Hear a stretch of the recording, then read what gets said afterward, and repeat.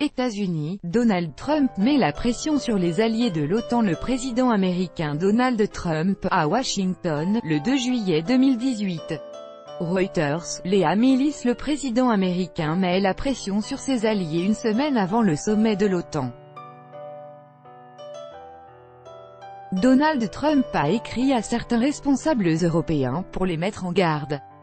Il insiste pour que tous atteignent l'objectif de 2% du PNB consacré à la défense. Le New York Times publie ce mardi 3 juillet des extraits de ses courriers. Le président américain se montre particulièrement offensif. Avec notre correspondante à Washington, Anne Corpet. Donald Trump s'interroge depuis longtemps sur l'intérêt de l'alliance transatlantique et surtout dénonce le fardeau qu'elle représente pour les Américains. Les lettres qu'il a envoyées fin juin à ses partenaires montrent qu'il perd patience.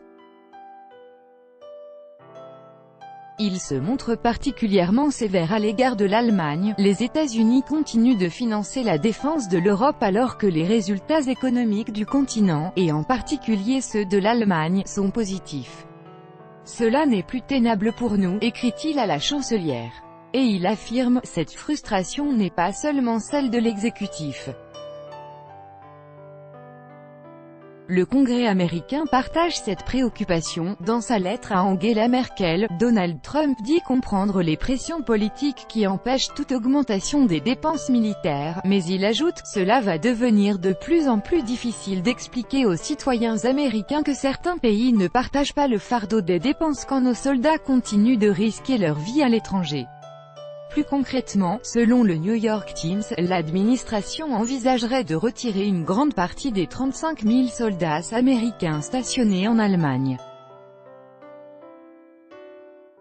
Les foudres de Donald Trump ne se sont pas seulement abattues sur Angela Merkel, il aurait adressé des courriers dans la même veine à une douzaine de dirigeants de pays membres de l'OTAN. Le sommet de la semaine prochaine risque d'être animé, et les alliés des États-Unis commencent à exprimer leurs inquiétudes. D'autant que Donald Trump a planifié une rencontre avec Vladimir Poutine, le principal adversaire de l'Alliance, juste après le sommet de l'OTAN.